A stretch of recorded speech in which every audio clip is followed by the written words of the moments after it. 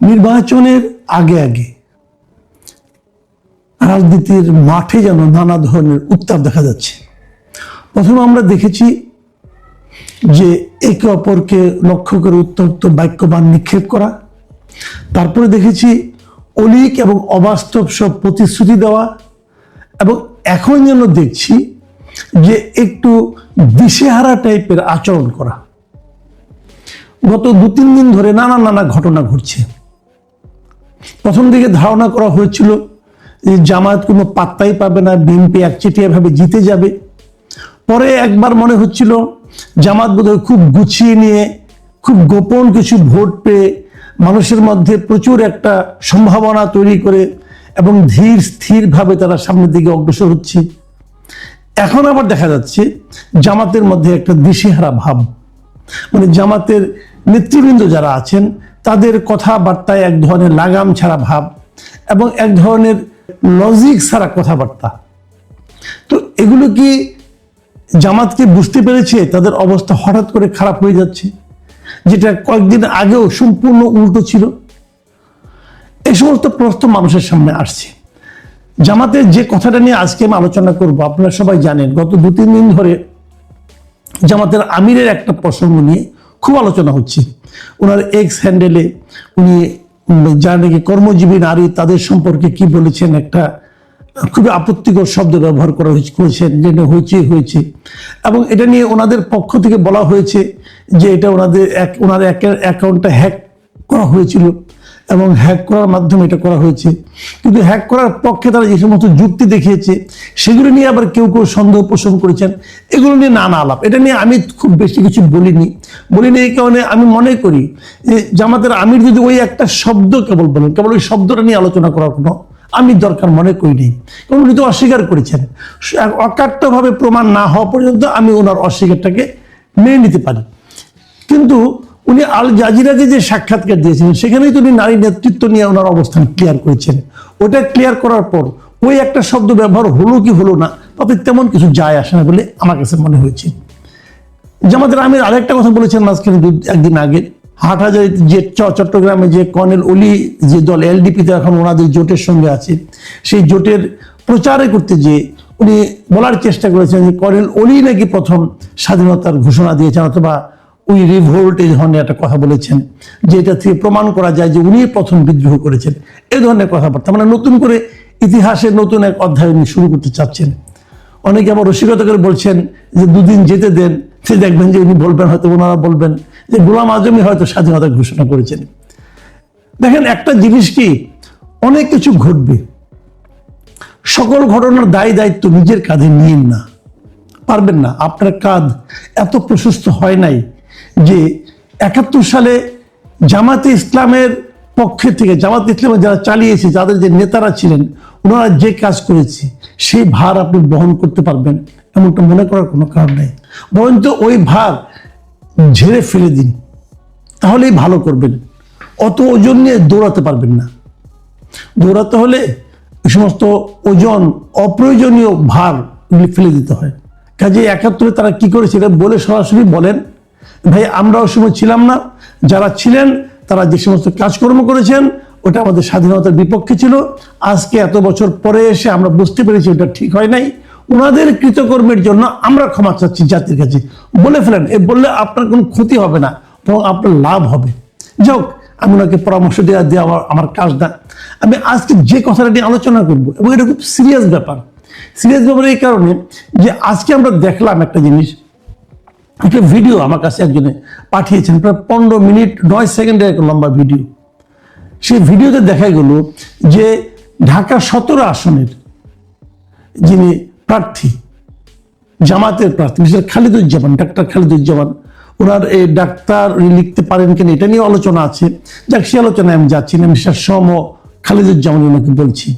তো উনি ক্যান্টনমেন্টে ঢুকতে গিয়েছিলেন, এবং ক্যান্টনমেন্টে ঢোকার সময় তাকে ক্যান্টনমেন্টের গেটে, জাহাঙ্গীর গেটে, ওখানে যে এমপি থাকে, মানে মিলিটারি পুলিশ থাকে, ওনারা তাকে আটকেছেন। ওনার সঙ্গে গানম্যান ছিল, খালিদুজ্জামান সাহেবের সঙ্গে গানম্যান ছিল।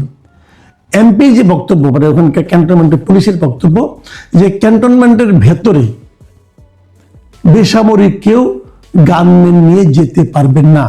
অথবা কোনো অস্ত্র বহন করা যাবে না। তাদের বক্তব্য ছিল যে এমপি সাহেব যান ভেতরে, কোনো সমস্যা নেই। এমপি সাহেব মানে এমপি পদপ্রার্থী যিনি, উনি যান, খালেদুজ্জামান সাহেব যাবেন, ওনার সঙ্গে যারা আছে সবাই যাবেন, কারণ ক্যান্টনমেন্ট এরিয়াটাও তো কিন্তু ঢাকা 17-এর মধ্যে পড়েছে, তাদের সবাই যাবে, ওনাদের কোনো আপত্তি নেই। কিন্তু বন্দুক যেতে পারবে না, মানে একটা অস্ত্র ভিতরে ঢুকতে পারবে না, এই ছিল বক্তব্য।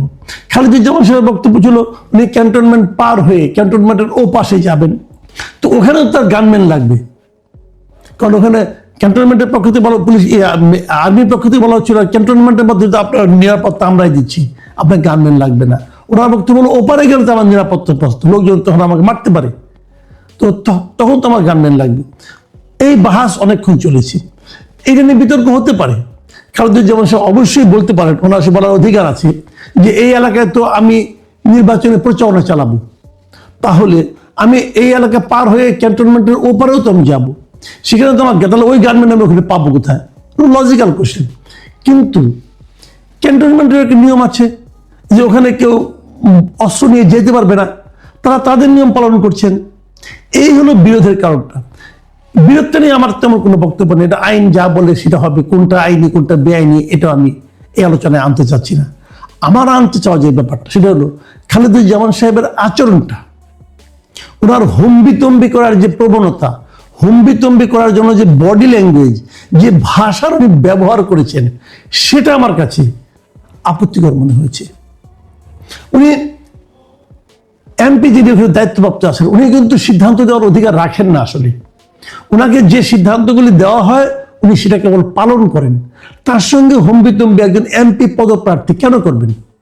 একজন সংসদ সদস্য পদপ্রার্থী উনি তো এখানে নির্বাচনে ভোট পেলে সংসদ সদস্য হতে পারেন। ওনার বিরুদ্ধে এখানে আছেন তারেক রহমান, উনি তারেক রহমানকে হারালে উনি তো একজন সংসদ সদস্য হবেন।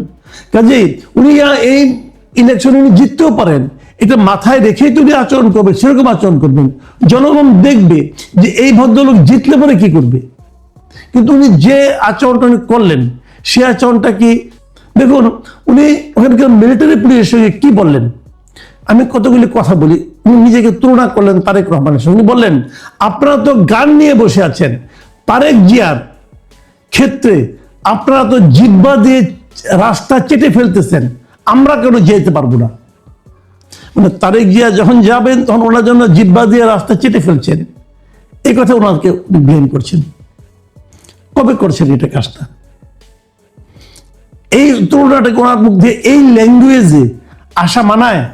কেবল ওখানে না, পরবর্তী সময়ে ওই এমপি যিনি আছেন মিলিটারি পুলিশ, উনি ওনার ঊর্ধ্বতনের সঙ্গে ফোন করলেন।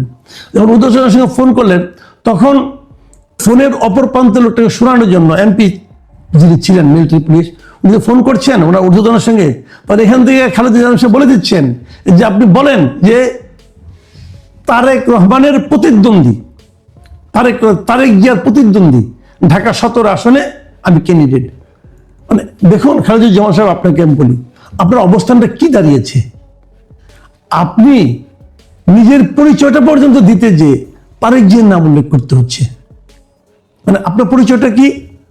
আপনার পরিচয় হলো আপনি তারেক জিয়ার প্রতিদ্বন্দ্বী। মানে আপনার নিজস্ব পরিচয় আপনি মানে নিশ্চিত হতে পারছেন না যে আপনাকে চিনতে পারবে কিনা, এবং আপনাকে নিজে মুখে উচ্চারণ করতে হচ্ছে যে বলেন, মানে ওই পাশের লোকজনকে বলেন, জানান যে আমি তারেক জিয়ার প্রতিদ্বন্দ্বী। মানে এটা হয় কি, ছোট মাছ বেশি পানিতে বললে যা হয়, ওনার অবস্থা হচ্ছে তাই। আমি আরেকটু কথা বলে নিই এখানে, ওই মিলিটারি পুলিশ যখন ওনার ঊর্ধ্বতনের সঙ্গে ফোনে আলাপ করে সেই ফোনটা আবার ইয়েকে দিলেন, খালেদুজ্জামান সাহেবকে দিলেন, তখন তিনি কিন্তু একই কথা বললেন, এবং সেখানেও তিনি বললেন যে তারেক জিয়ার জন্য আপনারা তো জিহ্বা দিয়ে রাস্তা পরিষ্কার করে দিচ্ছেন, আমাকে কেন দিবেন না, হোয়াই নট? তারপরে আবার বলতেছেন, তারপরে যেটা হলো মারাত্মক একটা অভিযোগ করেছেন উনি আর্মির ব্যাপারে, বলেছেন যে পরিকল্পিতভাবে আপনারা আমাদের মধ্যে কেওয়াস সৃষ্টি করছেন। আমাদের মধ্যে মানে কি? মানে বিএনপি এবং জামাতের মধ্যে, বিএনপি এবং জামাতের মধ্যে কেওয়াস সৃষ্টি করছে আর্মি, সেনাবাহিনী। উনি আবার এই হুমকিও দিলেন যে উনি নাকি এটা নিয়ে সেনাপ্রধানকেও কমপ্লেন করবেন, এবং উনি দায়ী করলেন কাকে? কিছু অফিসারকে। তিনি বললেন যে কিছু অফিসার নিজেদের ব্যক্তি স্বার্থ হাসিলের জন্য সুপরিকল্পিতভাবে 5 আগস্টের পর আমাদের দেশটাকে পুরো ধ্বংসের দিকে নিয়ে যাচ্ছেন। আমি সেনাপ্রধানের কাছে এটা কমপ্লেন করতে চাই।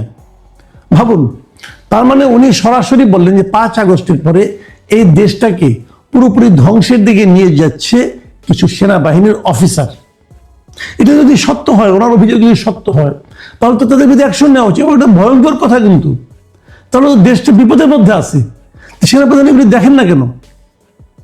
এবং উনি যখন বলছেন আমি সেনাপ্রধানের কাছে কমপ্লেন করব, তার মানে কি এটুকু বোঝা যাচ্ছে ওনার কথা থেকে যে ওনার সঙ্গে সেনাপ্রধানের প্রায় কথাবার্তা হয় এবং সেনাপ্রধানের কাছে কমপ্লেন করার মতো অবস্থায় উনি আছেন।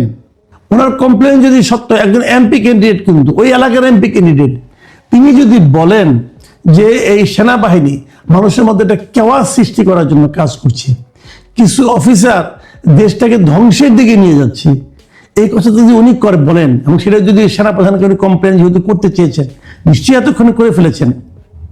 আমি দেখতে চাই সেনাপ্রধান কি ব্যবস্থা নেন সেই কতিপয় অফিসারের বিরুদ্ধে, যে অফিসারগুলো সারা দেশটাকে ধ্বংসের মুখে ঠেলে দিচ্ছেন বলে এই আমাদের খালেদুজ্জামান সাহেব অভিযোগ করেছেন।